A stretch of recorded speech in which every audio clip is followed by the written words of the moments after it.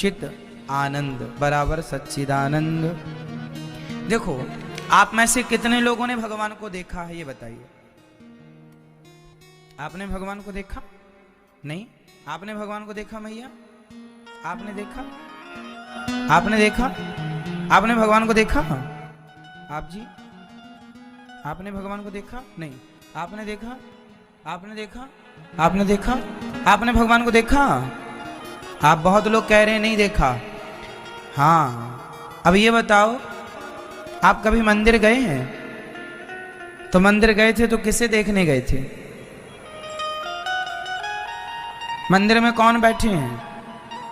मंदिर में कौन रहते हैं? जोर से, मंदिर में कौन रहते हैं? भगवान। तो आप लोगों ने नहीं देखा।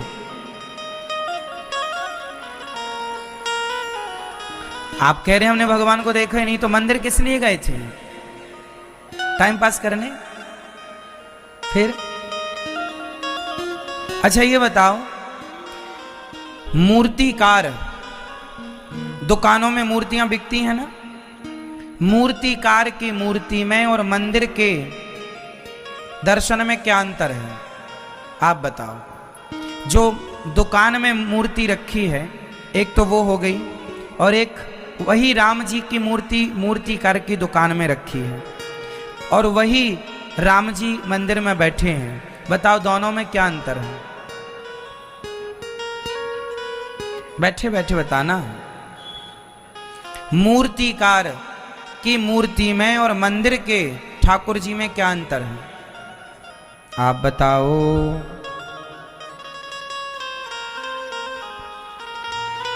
कोई अंतर नहीं है? अंतर अंतर नहीं होता तो हम पूछते क्यों? आप बताओ क्या अंतर है? जो मूर्ति अभी दुकान में रखी है उसमें और जिनकी हम पूजा मंदिर में कर रहे उनमें क्या अंतर है? कौन बताए? दादाजी बताएंगे क्या अंतर? बैठे बैठे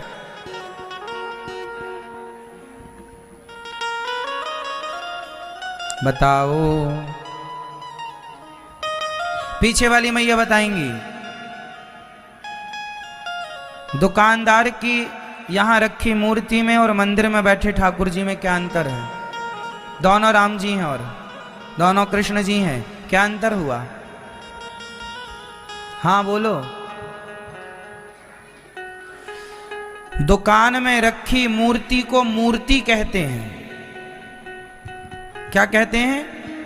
और मंदिर में बैठे ठाकुर जी को विग्रह कहते हैं। वो साक्षात ठाकुर जी हैं, प्राण प्रतिष्ठा हो चुकी, उन्हें मूर्ति कहना अपराध होगा, उन्हें विग्रह कहते हैं।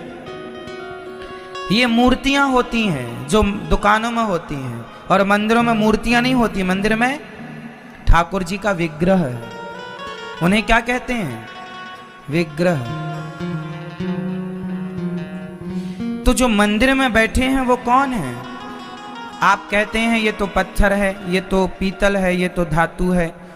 नहीं, मूर्ति दुकान में जब तक थी तब तक वो पत्थर थी, पर जब वो आ गई और प्रतिष्ठा हो गई और भक्तों की आस्था जुड़ गई, तो आपकी श्रद्धा ने उस पत्थर को, आपके भाव ने उस मूर्ति को विग्रह के रूप में परिणित कर दिया, और वो अब भगवान है।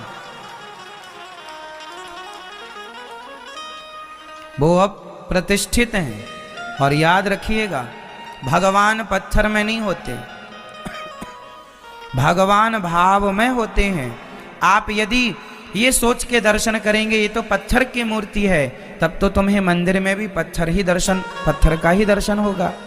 यदि इस भाव से दर्शन करेंगे कि साक्षात भगवान हैं, तो तुम्हें उस विग्रह में ठाकुर जी का नित्य दर्शन होगा। भाव हो। प्रहलाद जी के लिए भगवान ने खंबा तोड़कर प्रकट भय कि नहीं हुए ना?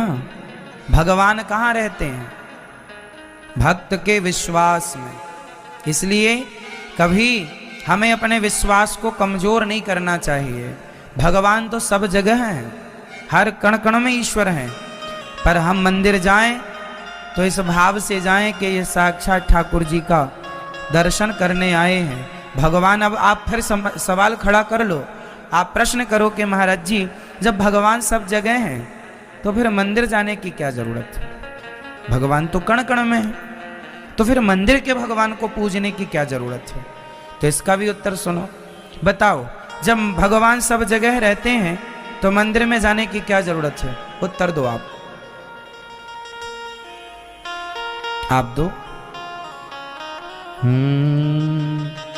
जब भगवान कण कण में हैं तो मंदिर जाने की क्या जरूरत है? आप बताओ,